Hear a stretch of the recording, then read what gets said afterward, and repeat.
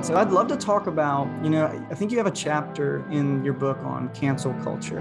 And so this is a very big buzzword, hot topic thing going on, because I hear different sides of the spectrum where people are like, why are they dragging up people's past dirt? And then on the other side of that, no, they need to be held accountable. And I think a great example of this is I've been listening to the Rise and Fall of Mars Hill podcast, and that has just brought the light to this conversation around cancel culture in a way, but you see the damage of what happens when these things aren't brought to light. And so I'd love to hear just kind of your thoughts on like how the church has responded to cancel culture and just how we ought to. I love that. Well, you are so wise. I want to circle back because I think this will lay a foundation to something that you said. But I think about, I wrote in the book that learning love means unlearning fear. And so we are all raised with these sort of primal inclinations that are full of fear or full of love. And that informs the way that we relate to others. So if you grew up in a household that was like, hey, all pastors, no matter what they do, are to be respected, whatever they say goes, like it becomes a little bit easier to understand why someone would come into a faith environment and just assume trust, instead of thinking critically, instead of, beginning to go, that behavior is a little strange, or actually that wasn't really rooted in love. The way they're speaking right now is pretty aggressive and not actually assertive.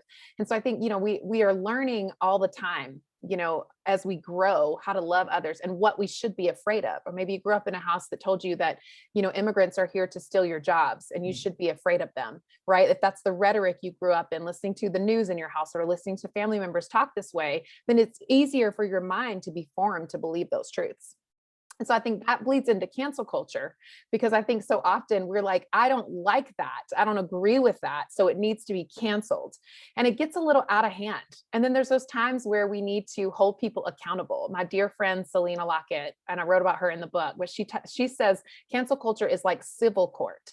And I loved that because I think about the Harvey Weinsteins. I think about the Mark Driscolls. Like Mark still has a church. He's still pastoring. He's still, even though like people have raised flags in the current faith community that he's a part of, he's still out there doing the thing. And so what it means is like, hey, you're bored.